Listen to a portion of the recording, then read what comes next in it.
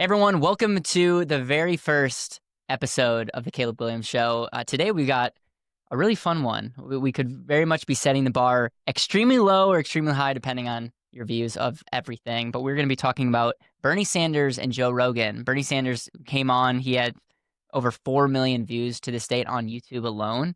And they talk about a lot of things. We're going to be talking about minimum wage. And then the New York mayor race is very interesting that Zoran Mamdani won the Democratic primary and is on track to become the next mayor of New York. And we're going to look at some of his policies and ask the question, why or how did he win? I have a couple interesting thoughts for you. And then the big, beautiful bill at the time of this recording just passed the Senate, is on to the House. And we're going to look at the difference between the Senate bill versus the House bill. And you'll get some of my raw thoughts. One of the things that I want to do in this show is to start every episode with some lessons and reflections.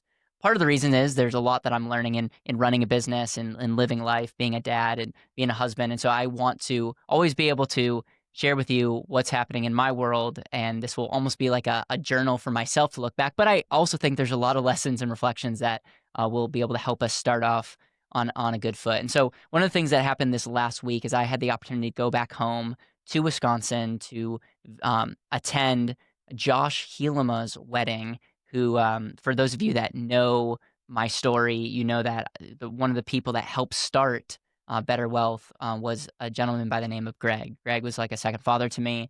He was one of my first clients and one of the people that helped me start Better Wealth and get it off the ground. And it was really special because Greg passed away before he could see any of his three sons get married. And it's been an honor to be able to see his kids meet the people that they love and ultimately get married and start a family.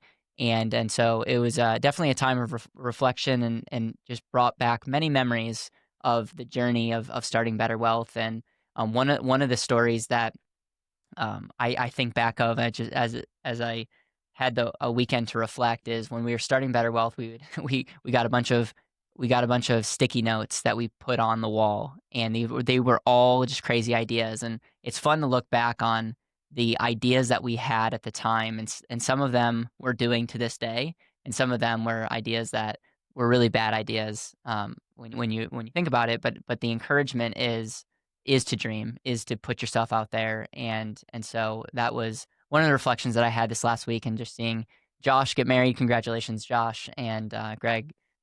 Rest in peace, my friend. And it's just an honor to know you, and I'm grateful for the heart of intentionality. For those of you that don't know, intentional living is a big part of why we do what we do at Better Wealth, and that was very much inspired by Greg. One of his last words to me is, "Don't forget the reason why you started," and it was always to help families live more intentionally. The other lesson and reflection that I have is Jeff Bezos got married. A lot of people have a lot of opinions about the wedding, how much it cost. I think Botox was trending. There's, for better or worse, there's a lot going on. I don't have much to comment as it relates to the wedding, but it did make me think about one of my favorite Bezos sayings, or one of the things that when I think of Jeff Bezos, I think of this. And so we're going to queue up this video and talk about Jeff Bezos' 10,000 hour or 10,000 year clock.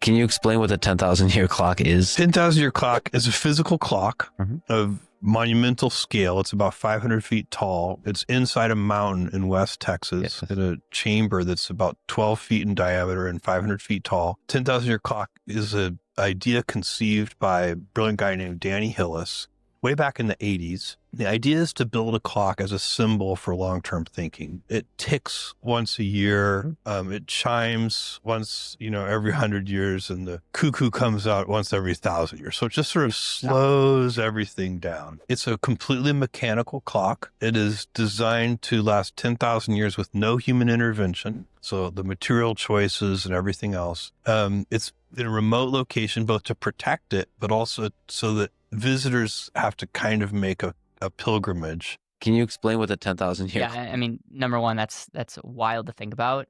The I'm thinking back to even when Jesus walked the earth. That was only a couple thousand years ago, and so the 10,000 year that's just a long time. I mean, America is less than 400 years old, and so the reality of that is just wild to me, and it's crazy to see and think through that. And one of the things that I just find ironic is in the time where there's a lot going on, and especially even reacting to the Bezos wedding in general. And there's so many people that have hot takes, and it's interesting that with time, everything starts fading away and becomes less important. And my encouragement and reflection is if you put 100 years on anything that you're going through, it's not really an issue or a problem. And just extra perspective. I think it's a lot of times people feel better when they take a night to sleep about it, or over time things make things feel better. And I think there's perspective is how can we make decisions that over time we look back on fondly, and as if we're worried or stressed about something, just add more time to it. By the way, are we 400 years or 500 years? How long has the United States been around? We can take a look at this. Way less. Way less than 400 years. 240 about. 240. That's incredible. See, that's insane. So it's wild. And shout out to James who's behind the scenes running the computer. So last thing that I want to just say as it relates to the reflections and lessons is when I went back home, went back to my parents' church. It was interesting because part of church and Christians, the how you understand the gospel is important. And what the challenge is distill the gospel in one or two sentences.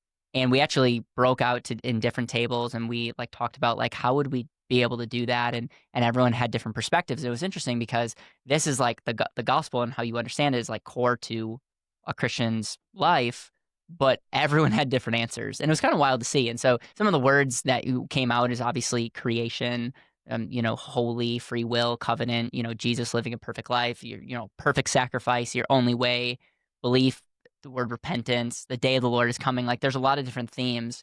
And the takeaway was less about how I would describe the gospel. And I think there's a lot that I learned and got encouraged for, but it's also in the things that are most important to you. Can you distill it in one or two sentences? Can you distill the things that were most sacred in your life into one or two sentences? And I find that that's really challenging to me, is if you take some of the things that I care deeply about in business, in my personal life, and just in general, how there's something really profound about simplicity. And that would just be my encouragement to you, is what can you simplify in your life?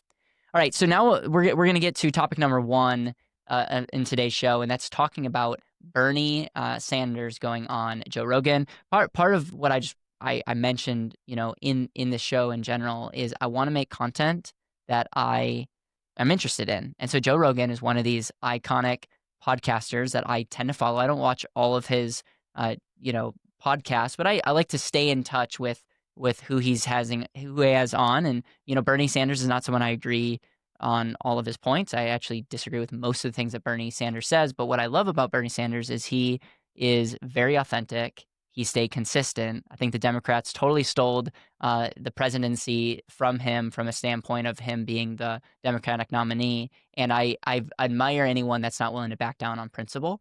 And so there's a lot of different things that I could pull out, but there was a viral clip from the show that talked about the cost of minimum wage. And I think it opens up an interesting discussion. And so let's watch that clip. I think the minimum wage in this country is ridiculous. I mean, to $7, what? It's insane. It's insane. How do you live off $7? You go to Jimmy John's, you get a sub. How much is a sub? How much is a sub, a big sub at Jimmy John's? Some guy was just did a TikTok video where he's they're trying to say that minimum wage $15 is too much. I think he had a sub that he bought for $25. So imagine that's your lunch. So imagine you have to work 3.5 hours just to pay for a sandwich. Imagine how insane that is. It's insane. That's insane. How do you eat? And how do you eat dinner? How do you eat lunch? Joe, how do you eat breakfast? I have talked to people who make $10, $12 an hour trying to raise a kid. Jesus. That's right. Yeah. Well, the argument against that is, hey, these are entry-level jobs that are supposed to be for kids. No, and that's factually incorrect. Yeah, of course, it's true to some degree. To some degree, but if you have grown adults that are working those jobs, now it becomes disgusting. That's right. That's exactly right. Especially when you're dealing with an enormous corporation. You got it. Right. So we put a lot of pressure. We are trying to raise the minimum wage, federal minimum wage, to $17 an hour. That's a reasonable amount of money. I mean, it's going to be real difficult to live off of $17 an hour. But at least that's right. At least you can get a sandwich in under 2 hours worth of work. Yeah, I think first of all, ordering a $25 sandwich at Jimmy John's, definitely extreme example. We did fact check this, and I guess it is possible if you get the biggest sandwich, get the biggest drink, get the biggest chips and all that stuff. Like, I think you could hit that $25, which is like, man, that's inflation to the next level. I remember when you could get a Subway sandwich for $5, like the $5 foot long. Like, that's, and now it's the $20 foot long or the $28 sandwich. So, but anyways, I think it's actually less about that.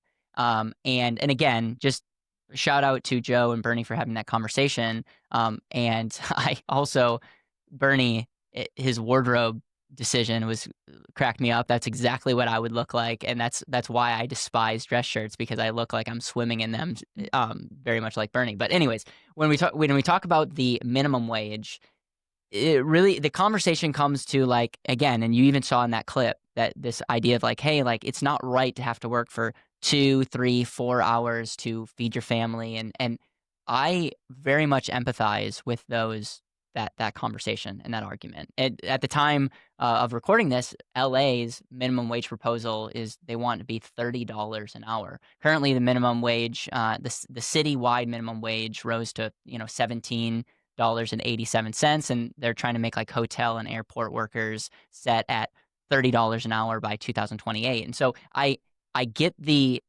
concept of that, and it's actually one thing to have a minimum wage if it's tied to federal or government work. I think there's an aspect of that there could be an aspect, because the government, like, what's the incentive of the government? And so I'm actually okay with the idea of minimum wage and government being a thing. The challenging thing is when you start putting regulations across the board, there's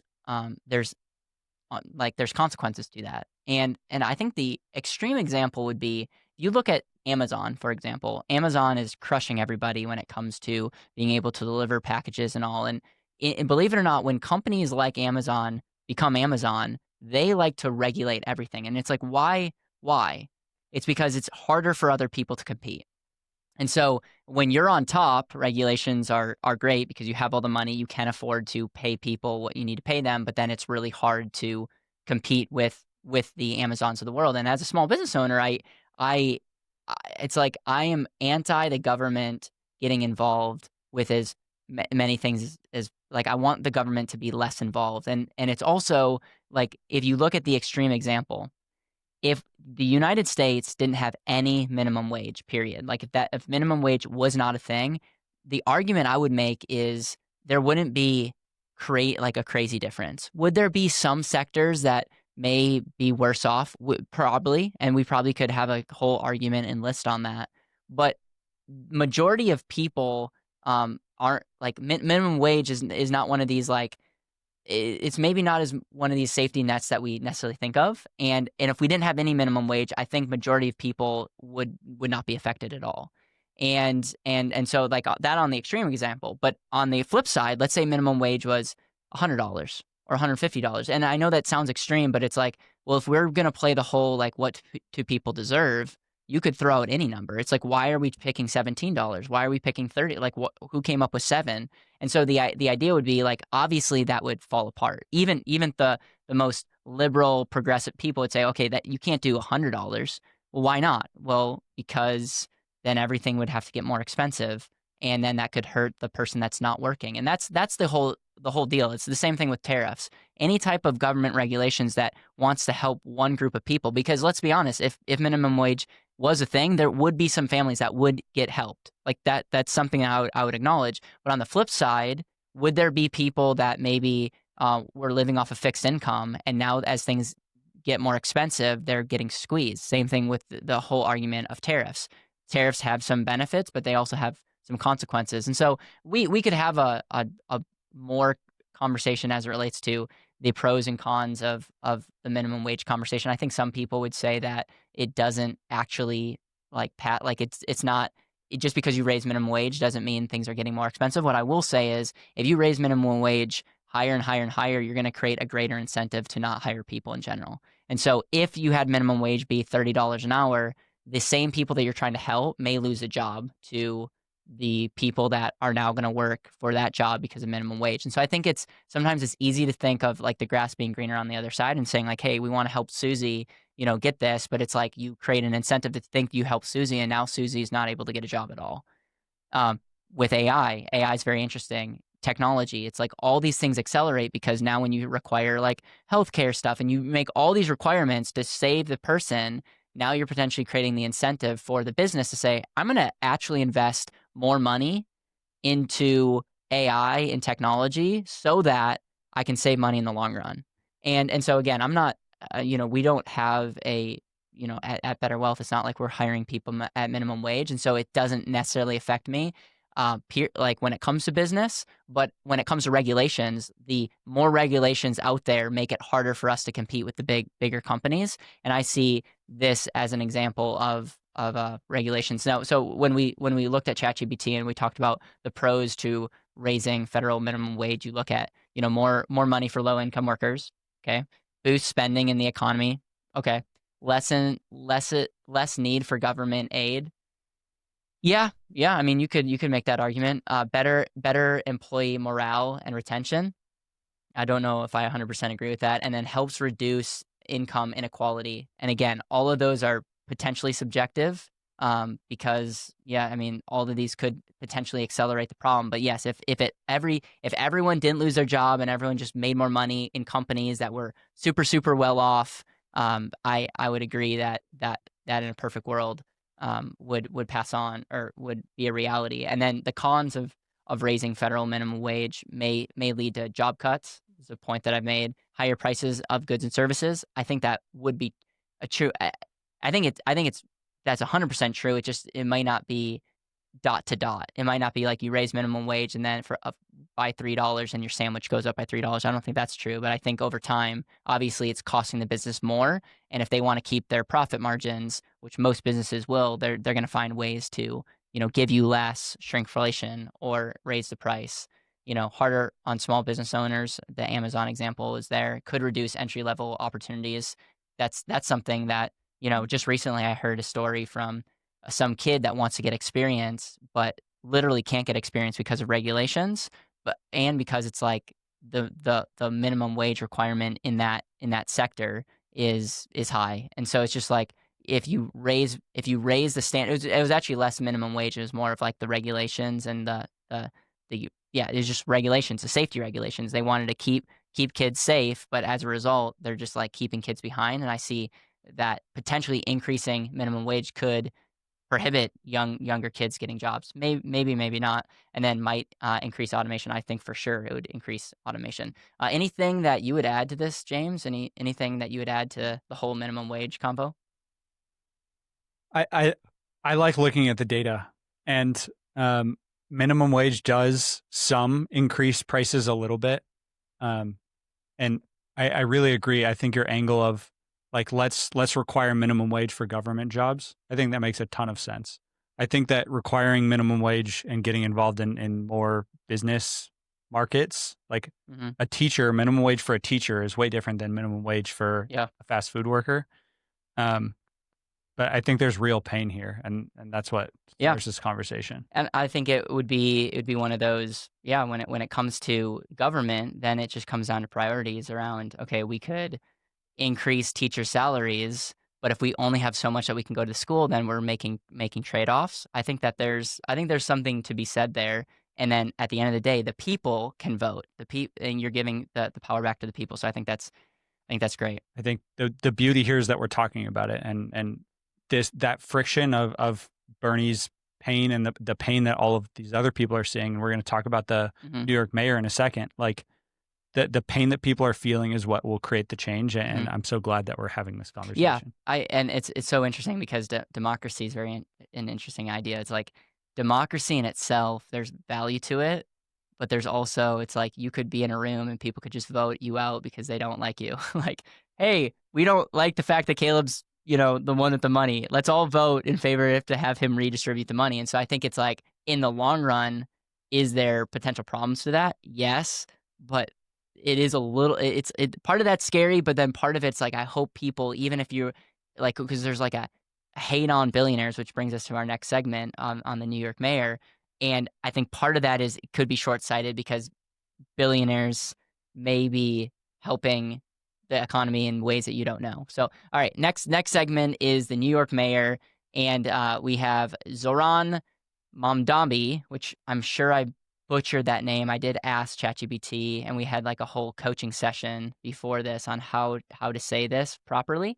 Anyways, this kid came out of nowhere, 33 years old, and won the Democratic primary. And let's cue up the overview video that kind of gives a little bit of setting the stage before I give my thoughts on this whole thing. Message and a path forward. This morning, Zoran Mamdani calling for a new generation of leaders after delivering a stunning upset in New York City's Democratic primary for mayor. And I think that there is a need for a new generation of leadership. The self-described Democratic Socialist skyrocketed past former New York Governor Andrew Cuomo.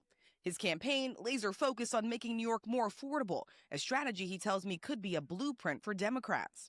I think there's a question of how we return back to what made so many of us proud to be Democrats. How do you do that? And I think it's that focus on an economic agenda, on ensuring that people can do more than just struggle. He campaigned on freezing rents, making buses free, and opening city-run supermarkets, telling voters he will pay for his agenda by raising taxes on wealthy and corporations.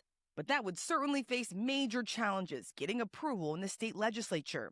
And this morning, he's also facing questions about his own experience at just 33 years old with only 5 years in the state assembly. The experience that I show in this moment is to be able to meet the crisis that New Yorkers are facing and deliver them a new kind of city, one that is unencumbered by the old ways. In November, he'll face New York City Mayor Eric Adams. He's a snake oil salesman.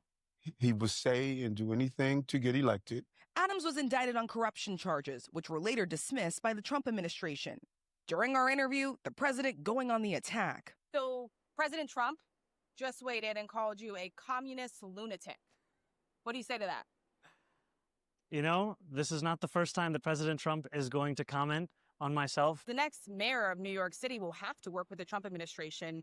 Are you willing to do that? Will you do that? I will work with the Trump administration when it is to the benefit of New Yorkers. My approach will never be reflexive, whether in agreement or opposition. But if it comes at the expense of the New Yorkers that I'm running to serve, then no, I will not be working with the administration on harming the people that I look to represent. So some Democrats are still trying to wrap their heads around his victory, embracing his enthusiasm, his energy, but maybe not backing his policies just yet. As for Andrew Cuomo, he is not out of the race just yet. He's now considering running as an independent in the general election. There'll be a Republican on the ballot as well, guys. Yeah, I mean, if Andrew Cuomo actually runs, I think the whole thing is going to be like it for sure. Mamdani is going to win with the more people that get in this whole race. Here's before I share my actual thoughts on his policies, I want to point out the fact of like how did this guy beat Andrew Cuomo and actually win out the Democratic primary? Because if you look at his policies alone and you go say like how in the world does this person win? I've seen a lot of people on X and socials and like overreacting and almost being like how in the world, like what's wrong with New York and all.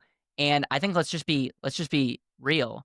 He's a very gifted speaker, has a lot of energy.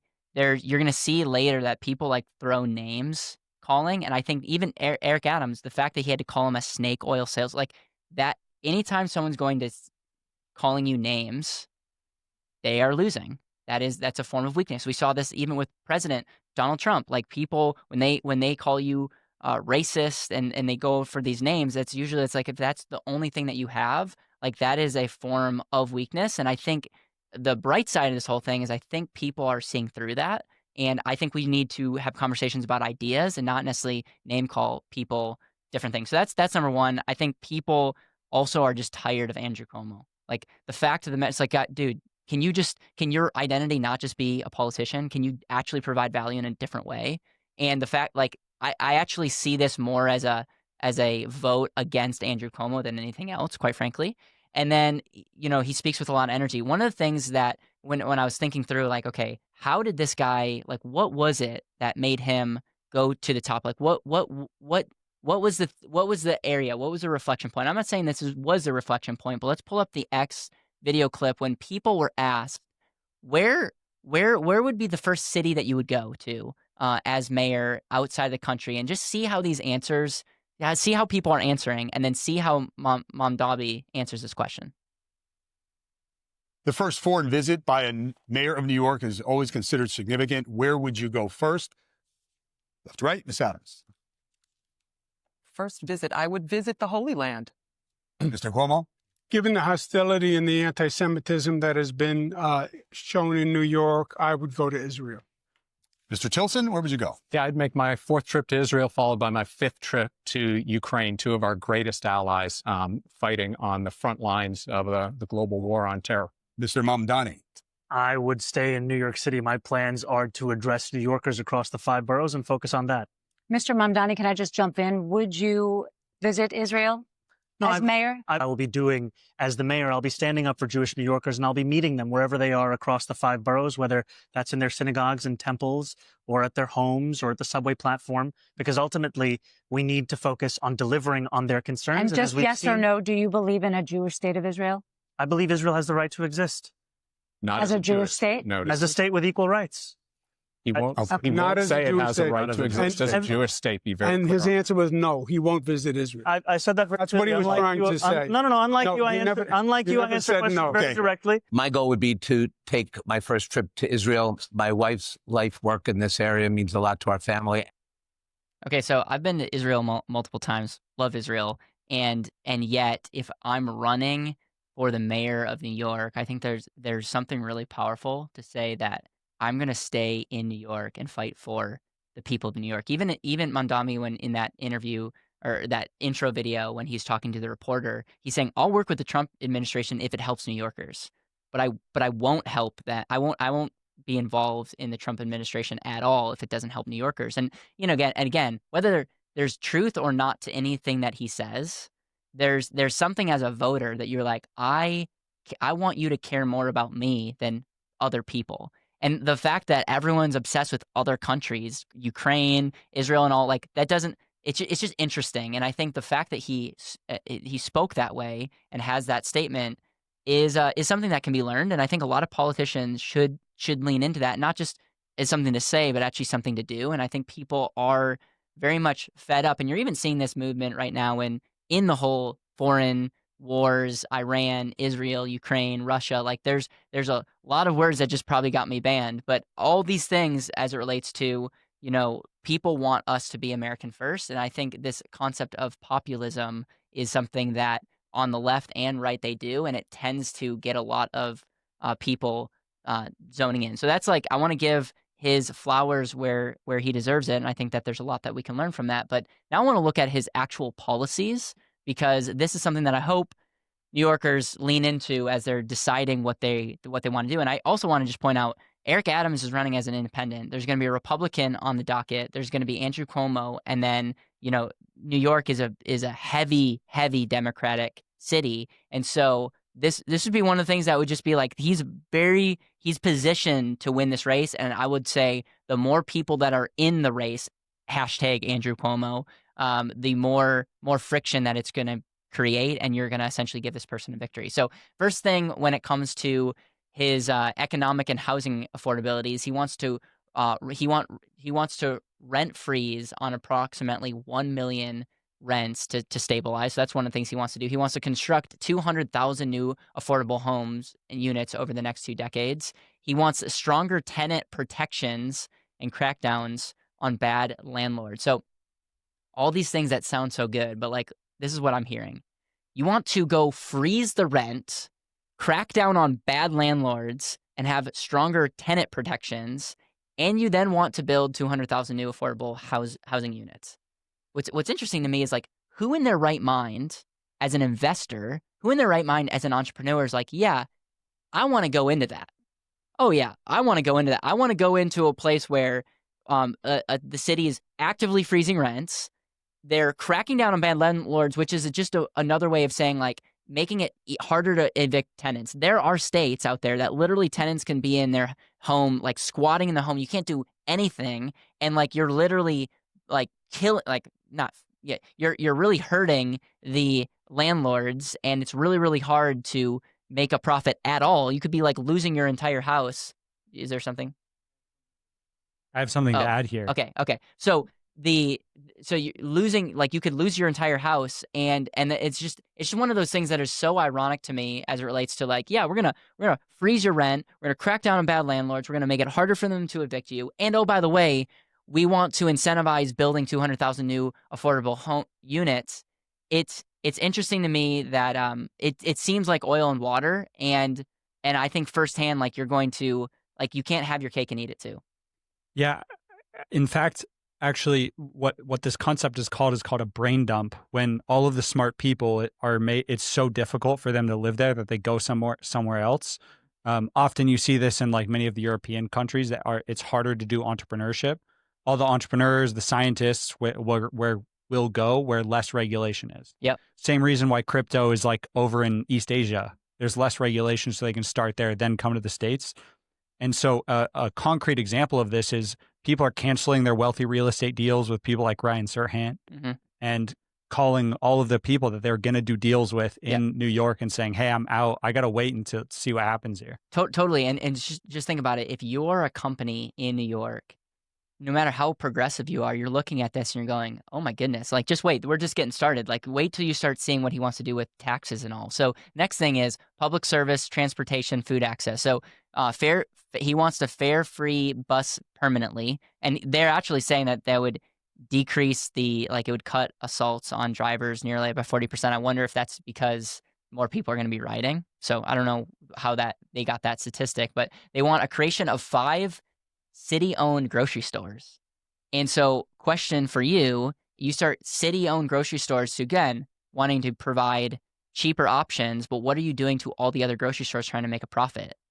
Could you be disincentivizing the Whole Foods of the world and other grocery stores to want to go to New York City or thrive in New York City if you're undercutting their prices to say, like, you understand how all this sounds really good in the moment, but then you realize that do we want do you want the DMV to be running everything in your life? I mean, I don't want that. And so that's a thought. Universal childcare, including providing baby baskets for all new families. Again, interesting thought. Who's going to pay for it? I think that's a common question. The tax and fiscal policy. This is wild. Check this out. So a proposed tax increase on corporations from already 7.25% to now 11.5%, a 2% additional income tax on New York City residents. Guys, this is not just this is not the state tax. This is a city tax. New York City has already a city tax. He wants to increase the city tax by 2% on people that make over $1 million a year.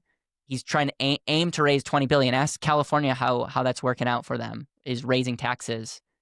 And then revenue, directed to fund public service, tuition free, like all these things that they want to, do, which is all great. This is all the things that you can run on and get people rallied, but it's like, how are you going to pay for this? Then he also declares that billionaires shouldn't exist. He literally said this in an interview. And that's interesting. It's like, it's like, if you're a billionaire, do you want to live in a city that literally the mayor is saying that you shouldn't exist and is going to try to tax you left and right? And so I did some research on this, and this is wild. So currently there's 3% tax above 12,000 when it comes to state tax. And okay, hold on. So there's currently when it comes to the city tax, there is 3 to 3.8% of income on city tax. So if you make more than $50,000 a year, you're going to pay 3.8% of city income tax. Now, the state of New York is anywhere from 4 to 10.9%. And then there's sales tax in the city of 8.8%. And then there's property tax of 1.6% on assessed value. And so I don't know, James, if you can pull up this chart. I did this chart thanks to ChatGPT, and I just looked at the New York versus U.S. average tax rates. And if you look at, okay, New York in itself has 10.9% versus the average 6.5. I'm living in Tennessee. I don't pay any state income tax. So that's a difference of 67% difference. Then when you look at the city of New York City already has 3.8%. That's already high. He wants to raise it 2% more of that. So make it 5%, over 5%. Think about that, how crazy that is. U.S. average pays pretty much 0.3%. So there's a couple other cities that have tax, but majority of cities don't. You have a sales tax that's over 2.2% higher, a 34% difference. And you have a property tax that, is 1.6% essentially versus the national average of less than 1%. So you have New York City that's already at the time of this recording, outrageously expensive to live in. And your idea is to raise taxes on corporations, raise taxes on people earning a lot of money, raise taxes on property taxes. I'm for me, I don't know what to say, James. I don't know if you have any thoughts on this, but that's where it's like I can get behind some of the messages, I can get behind the passion, but I'm really curious on like how does this work? I can see if people can't leave, which would be a prison, but why in people's right mind would they not leave? And California, people are leaving California, but California is beautiful to live in. I can totally understand why someone stays in California. I cannot understand for the life of me why someone would stay in New York currently, like especially with what's happened in the last couple of years with COVID and all. And now you're making it that much more hostile. Talk to me. Yeah, I think the question that I would be asking is, what's the long-term game? Like, what's the best thing long-term for the city? And I don't think it's making it more difficult for the people trying to create in New York City to live there. And the question comes to like, how are they going to pay for this again? And that might actually make it more difficult for people. So yeah, I'm just wondering. We're talking about people leaving, but who? If you're watching, if you're a billionaire in the comments, please comment. If you are a billionaire or making good money, who's like, yeah, I want to live in New York City. Like he's inspirational, right? Who that is a producer that wants to live now? What this also attracts is, and New York's cold, so I don't know why people would still do this, but if you are, I can see it attracting other people that might not be producing or creating. And so it's just interesting to me that New York City may turn into, I just think you're attracting certain people that aren't going to be giving to the economy and the city, and you are literally propelling people away. We'll see. I'm sure this is not a new talking point, but it'll just be interesting to see. Yeah, I mean, there's some conversation about the places that people are saying when they're calling these real estate agents and saying, hey, I want to like not close on this deal. They're asking for help to go to places like Florida that have much more amenable laws to the kinds of people that are looking to buy in New York. Yeah, why don't you pull this? I'm going to continue to read some of these. Why don't you look at find a study on the most popular states that people are moving to, and the most popular states that people are leaving. No, just in general. I just want to see what are the most popular states of people coming, and then most popular states people leaving currently. So other things is, and actually, guys, I'm going to find something that I agree with. He wants to eliminate property tax exemptions for elite private universities. I agree with that. I think that might be the only thing I agree with. I could very much get behind this. I think some of these universities with billions and billions of dollars in their super liberal institutions, I don't know why they're having special tax exemptions when the cost of college is skyrocket. It's like, yeah, I'm totally good wiping that exemption off. They want to establish offices for LGBTQIA+ affairs and wants to designate New York City as a sanctuary city for transgender and LGBTQ+. Love to know how that's going to help the city, but that's something that I'm sure some people could get behind. Public safety and pricing, he wants to emphasize community-based safety reforms over expanding police. So in other words, he's like, okay, let's less police, let's get more mental health, support for anti-violence. Sounds maybe good on paper. I don't know if can you imagine like you're in New York City and there's already some sketchiness, and then like you're calling for help and they don't send the police, but they send a social worker. I don't know. I'd sure there's a lot more smarter people that can comment on that. But I just don't see that. Initially, he supported New York City defund movement, but then during his campaign, he clarified, because even that is so extreme, and he would that he would not reduce the New York PD budget and intends to work with the police while investigating. So earlier he did tweet this in 2020 that we need to. He said, "quote We don't need an investigation. What we need is to defund the NYPD." That's what he said, but then he obviously walked that back. Let me just finish this whole thing. And then, then obviously he shifted his tune as it relates to that. When it comes to environmental infrastructure, he obviously advocates for All Electric Buildings Act, congesting pricing, so I'm sure, interesting things there. Immigration, he wants to make New York City the sanctuary city for protections and essentially like restrict ICE from getting access to it. And let's be honest, I think with some of the ICE raids, that also was like perfect timing for Mamdani, because people are passionate about this. And so the idea of someone rallying behind people that have less of a voice is like, again, the exact opposite of Trump, but it's easy to potentially get behind that and get excited about that.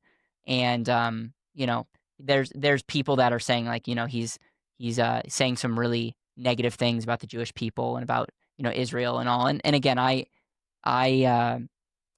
think anytime someone is throwing out freedom of speech, I tend to agree with like, we should be able to say what we want to say, even if it on paper sounds or looks bad. I think I would rather live in a country where people are free to say things and when they expose themselves for who they are, versus for the government or for people to say, you're not allowed to say that because it's a slippery slope. What I might find offensive, it's just a slippery slope. And so we got to be very, very careful about that.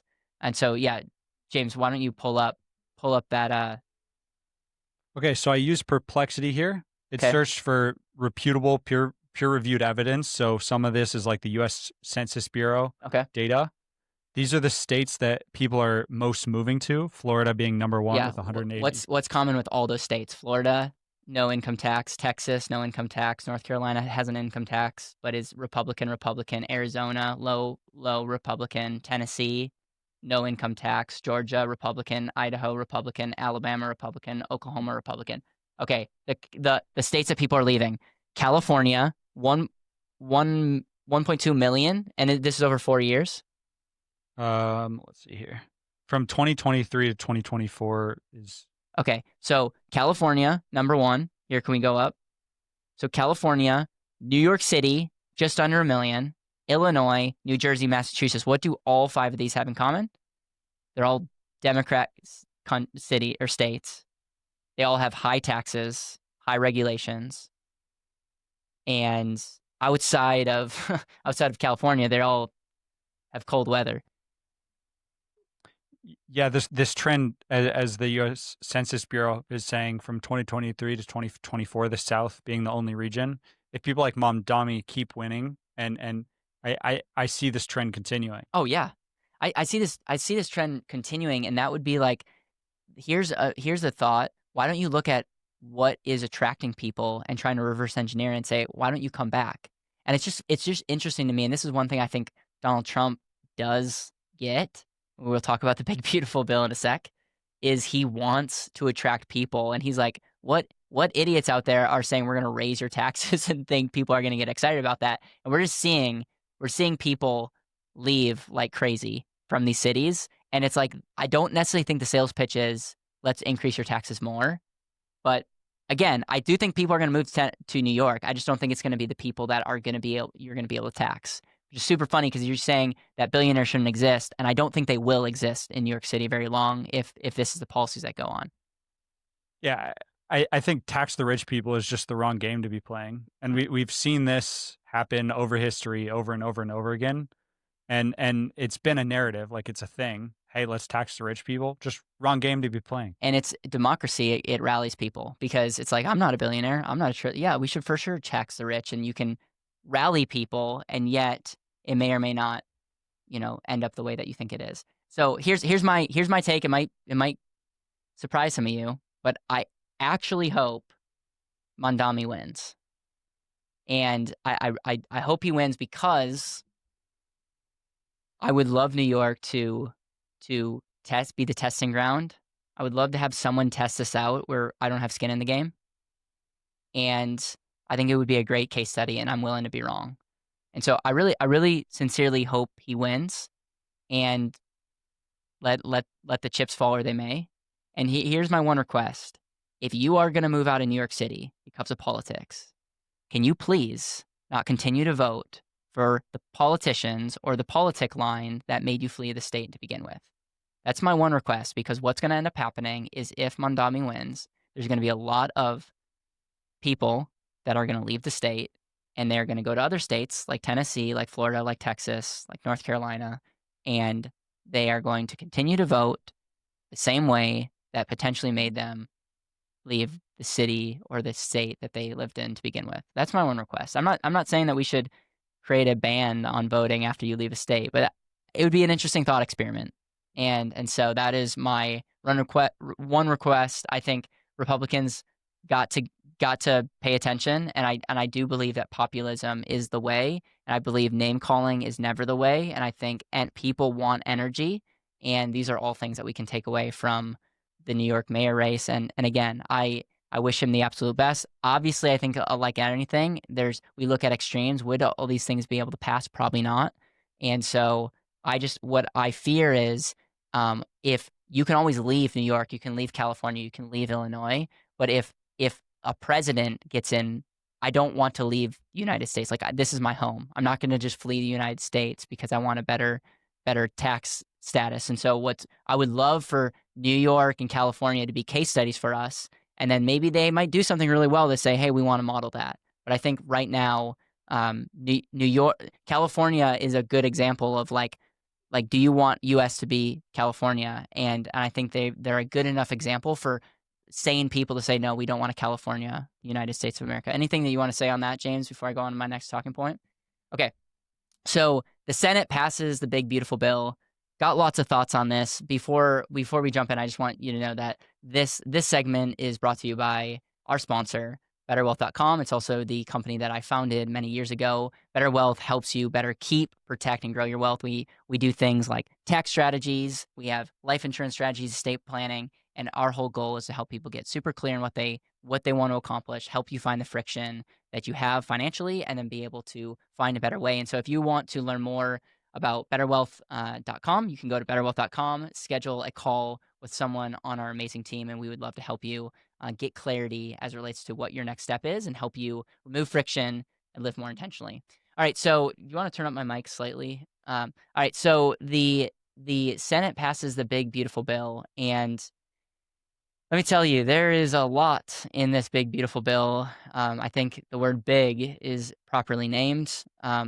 Couple quick things that I will note is, at a glance, I was just curious, like, what is the big difference between the House bill and the Senate bill? Well, my big criticism to the House bill is there was a lot that it was adding to the deficit, okay?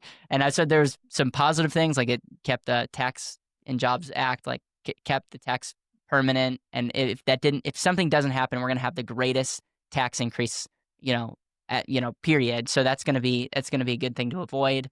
But the Senate literally is adding more to the deficit. So the House, cut, essentially they want to cut $3.7 trillion of revenue over 10 years, and the Senate outdid them by almost $1 trillion, believe it or not, and so we're gonna go into that. I think the overall thought process is that this is a lot of money, and so my thoughts there. But let's actually look at what this does. So first thing is, it makes the 2017 Tax and Job Cuts Act permanent, including lower individual and corporate tax rates, And then they're bringing back fully 100% depreciation, so full expensing of business investments. I do think that this allows people to invest in things and be able to write that all out in year one. So the argument to that is, yes, the government is maybe getting less tax revenue, but it's going to allow people to make more investments into businesses that should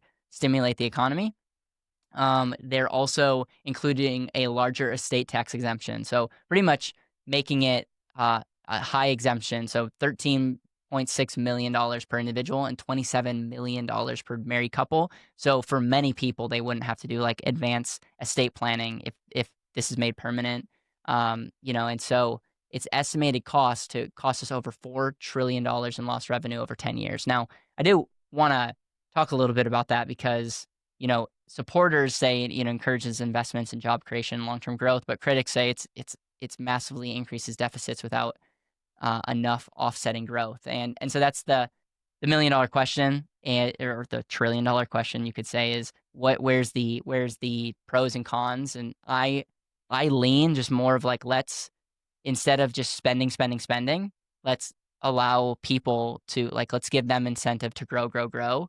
But I also see the other side from a standpoint is like, might be giving these people incentives to grow, but how is that trickling down? How is that passing on? I will always default to give the business owner the ability to create and allow them to hire and grow, and good things will happen there, because America's not where we are because of our ability to give entitlement programs. We are where we are because we are the greatest place to create and businesses. We have some of the greatest entrepreneurs of all time in America.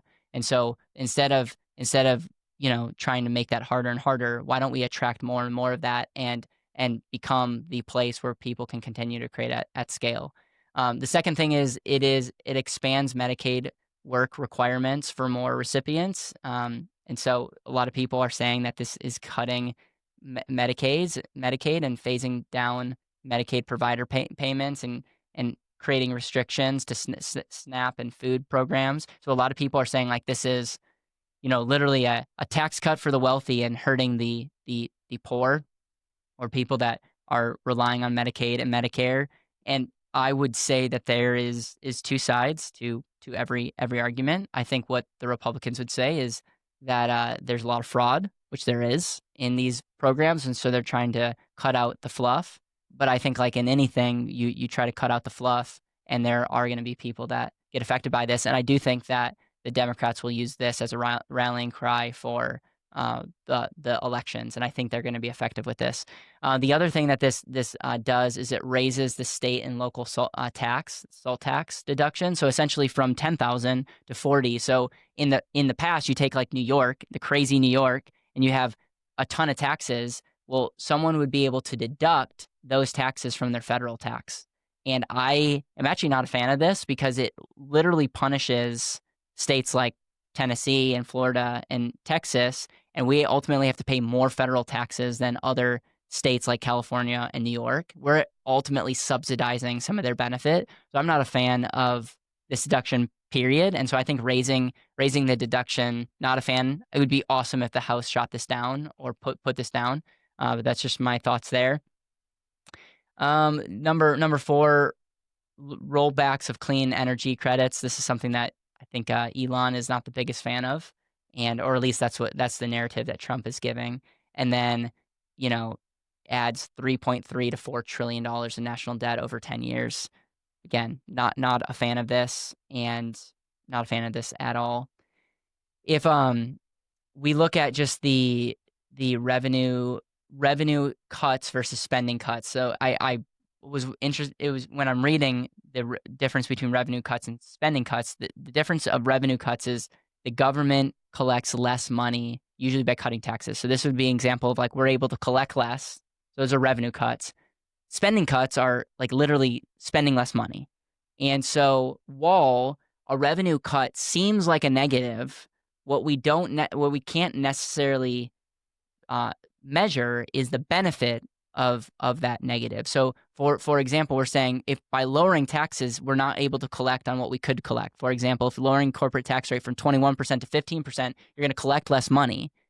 But what you're not factoring in is what what potentially could the pie be greater because you're taxing less versus spending. Rarely does spending increase a greater pie, of these government programs and all. So it's not all about GDP because we have to take care of the people in the country.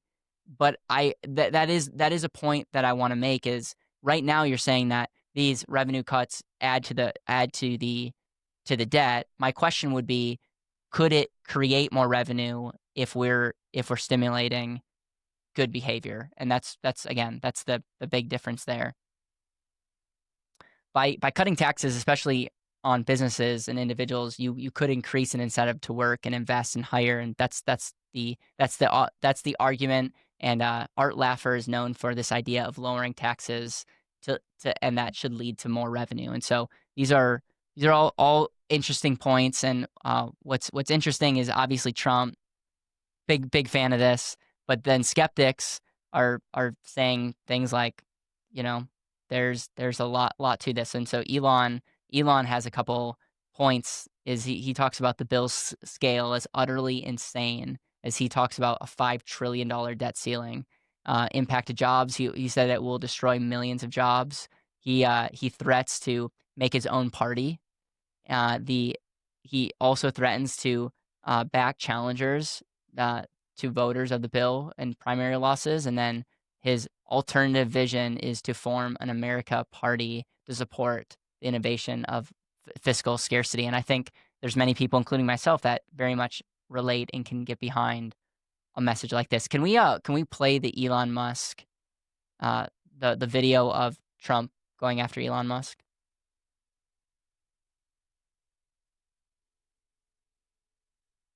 That he's losing his EV mandate, and except he's very upset about things, but he could lose a lot more than that. I can tell you right now.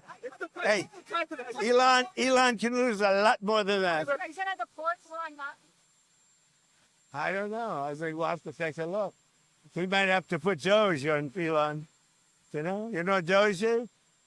Doge is the monster that might have to go back and eat Elon. Wouldn't that be terrible? Yeah, I mean, I don't love the back and forth rhetoric. I definitely, Elon went on a rampage and called out the president some pretty ugly things that he walked back a couple of those statements. And then it's Elon's very clear, to his credit, has been very consistent and has pretty much said, like, this is gross. This is super, like Doge was literally created and people were rallying behind cutting out waste. We're adding $4 to $5 trillion to the debt. And so, like, why do we think that this is sustainable? And so I get that. And then obviously Donald Trump, he's attacking Donald Trump, and then Donald Trump, anytime he gets attacked, he'll try to one up you. And to Donald's credit, he does a pretty good job of one upping.